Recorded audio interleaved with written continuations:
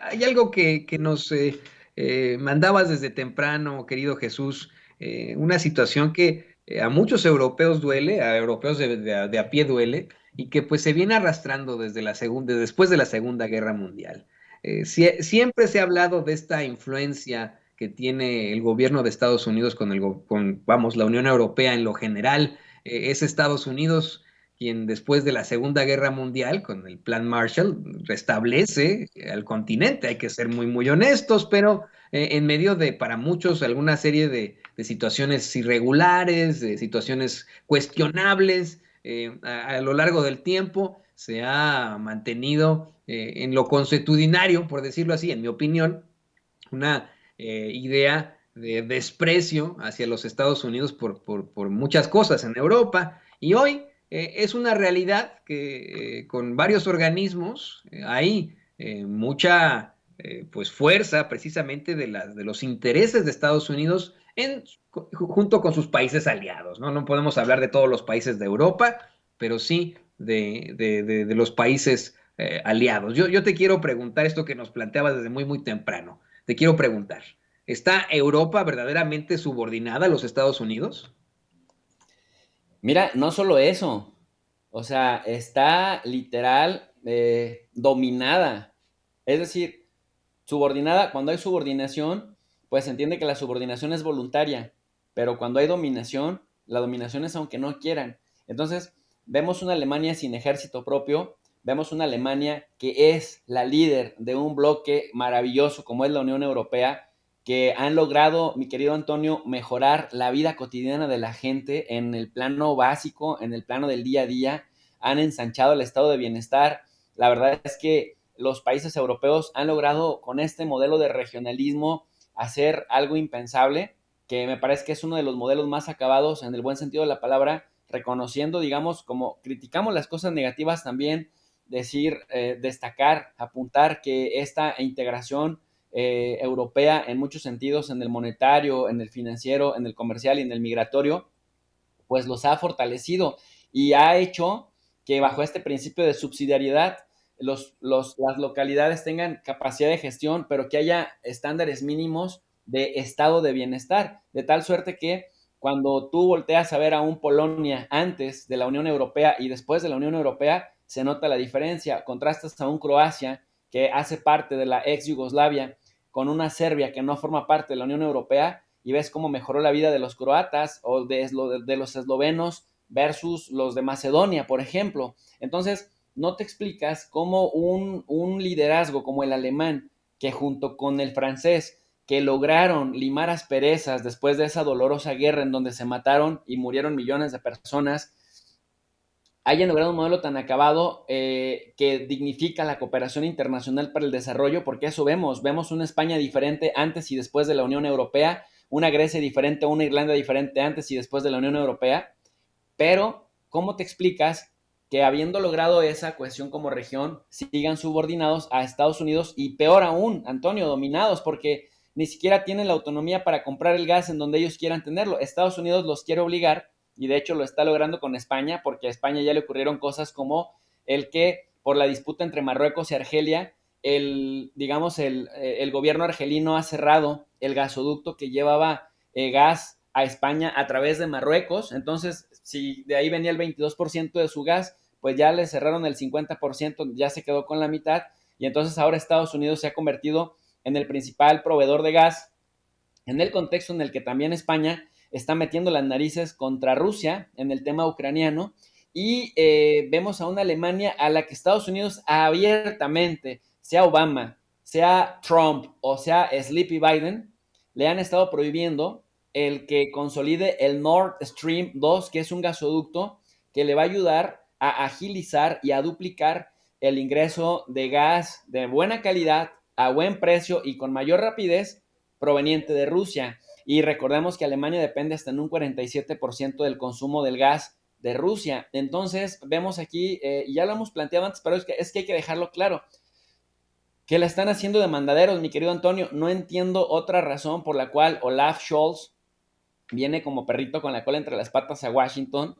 En Washington le dictan qué es lo que debe hacer y qué es lo que no debe hacer, como por ejemplo el no permitir el tema del Nord Stream 2 con Rusia, a pesar de que no hacerlo le va a costar el gas más caro a Alemania de peor calidad y que eso obliga a Alemania a comprarle más gas a Estados Unidos. Es decir, si no me lo compran por la buena, me lo compran por las malas. Y otro tema, otra exigencia que ha tenido Obama y principalmente Trump, nada más cada quien con sus formas. Vemos que los demócratas suelen ser más diplomáticos y políticamente correctos, pero igual de hijos de la chingada, y los republicanos suelen ser más groseros y más autoritarios, pero después se quedan chatos al momento de materializar las amenazas.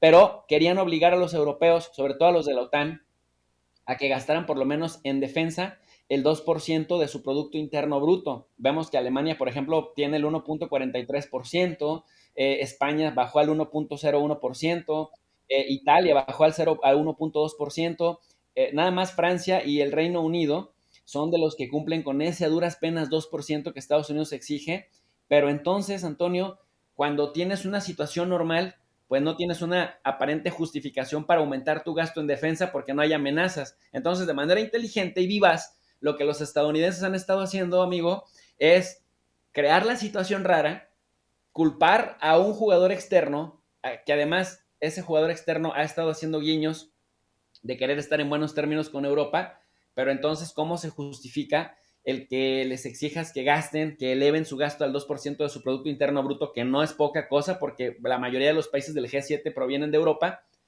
Entonces necesitas hacerlos que gasten. Y si tienen ellos una situación normal, tranquila, institucional, pues no tienen necesidad en elevar ese gasto. Pero Estados Unidos entonces les ayuda a crear la situación rara, la situación tensa, les fabrica en la narrativa mediática una amenaza para la paz y entonces ahora sí tienen que comprarle más gas a Estados Unidos, tienen que sacrificar su posición frente a Rusia porque en conjunto Rusia le vende 155,000 millones de metros cúbicos al año a Europa, es decir, en promedio el 42% del gas que consume Europa lo consume de Rusia. Entonces, los europeos, como diciendo, pues no le queremos hacer caso a Estados Unidos, pero no nos queda de otra, pues le vamos a tener que comprar más gas de mala calidad y más caro a Estados Unidos y que tarda más en llegar. Y por otro lado, pues sí, tiene razón, si se complica el tema de Ucrania, pues vamos a tener que comprar más armas y vamos a tener que mandar fragatas y navíos al Mar Negro y pues vamos a tener que pelearnos con Rusia y decimos que Ucrania, aunque no sea parte de la OTAN, pues lo vamos a respaldar porque es un socio y entonces aquí viene el tema, Antonio, ¿en qué gana Europa?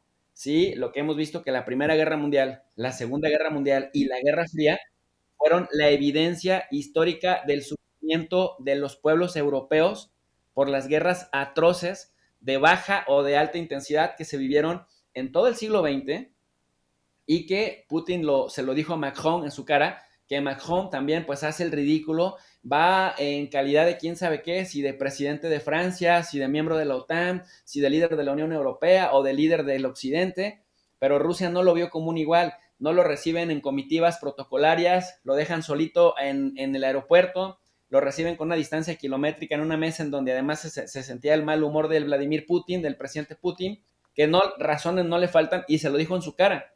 Si ustedes, bajo su supuesta política de puertas abiertas, adhieren a Georgia, con el que tenemos problemas desde 2008, y adhieren a Ucrania, y Ucrania se atreve a reclamar Crimea, nos van a arrastrar a una guerra en Europa de la que no habrá ganadores. Entonces dime tú, ¿en dónde está la ganancia racionalmente hablando de los europeos que tienen comprometido todo hasta la voluntad y con el riesgo de que de detonarse una guerra porque Estados Unidos sigue insistiendo? Primero ya le advirtió a los diplomáticos anglosajones, australianos, británicos y estadounidenses que se salgan de Ucrania. Volodymyr Zelensky, el presidente de Ucrania, dijo, no, no, no se salgan, la cosa está tranquila, porque se le están yendo las inversiones, que les está saliendo el tiro por la culata. Pero todavía esta semana, Sleepy Biden insistió en que también las personas de origen estadounidense que se encuentran en Ucrania tienen que salir. O sea, eso solamente pasa cuando ya estás a punto de iniciar una guerra. Con todo y que Rusia ha estado diciendo, no queremos guerra, no queremos guerra, queremos paz, solo denos certeza jurídica, denos garantías jurídicas por escrito de que no van a adherir a Ucrania y de que no se van a extender a nuestras fronteras y de que no van a traer misiles y armas largas a nuestra frontera, y es todo lo que pedimos. Y Estados Unidos dice, Rusia está dispuesto a invadir Ucrania y va a matar a 50,000 civiles y tenemos que hacerle frente todos por la seguridad porque nos amenaza. y entonces Europa lo único que puede poner es los muertos y la infraestructura dañada, mi querido Antonio. Bueno, yo aquí soy muy honesto con mi pensamiento y con mi conciencia. Honestamente, hago un llamado y espero que así sea. Yo soy un grano de arena aquí, pero el llamado tendría que ser en todo caso a que ni Rusia invada Ucrania, ni Estados Unidos busque algún tipo de conflagración. Espero, mi querido profesor Jesús López Almejo, que lleguen a un buen acuerdo en este gran pleito que existe. Espero que no escale la situación que ya es desafortunada y que pues ninguno de los dos, ¿no? Ninguna de las dos potencias se enfrente porque eso sería catastrófico para el mundo, como bien lo has planteado tú. Se nos acabó el tiempo, es muy desafortunado porque hay muchos temas y estos temas son siempre muy importantes. Hay que darle siempre un contexto histórico a lo que está pasando. Pero querido profesor, ¿por qué no nos compartes tus redes sociales? Sé que los viernes estás muy activo en tu canal y otros días también, pero especialmente los viernes. ¿Por qué no nos compartes tus redes sociales para que la gente vaya y te busque en tu canal y pueda pues tener más de este análisis geopolítico que es absolutamente necesario en estos momentos? Claro que sí, mi querido Antonio, pues agradecerles el espacio como siempre. Estoy en el canal de Tu Profe de RI, profesor de Relaciones Internacionales, en donde analizamos la geopolítica, los organismos internacionales, cómo se organiza el mundo en temas de paz y seguridad, para que la gente tome nota. Generalmente en la descripción de cada video les dejamos una lectura completamente gratis en formato PDF para que la gente, como hacemos en la universidad, imitando esta dinámica universitaria, pues pueda documentarse más allá de lo que en la sesión les podamos ofrecer. Estamos todos los días de lunes a viernes a las 4:30 de la tarde y a las 10:30 de la noche, pues con todo. Queremos aportar un granito de arena para el despertar de las conciencias y como tú bien dices, mi querido Antonio, para elevar también el espíritu crítico, pero con honestidad intelectual y con fuentes primarias, mi querido Antonio. Así es, eso es lo absolutamente necesario, profe. Y pues muchísimas gracias como siempre. Deseo que tengas excelentes transmisiones este fin de semana. Y ahora Muchas sí, gracias, les mando un fuerte abrazo, feliz fin de semana. gracias, profe Jesús López.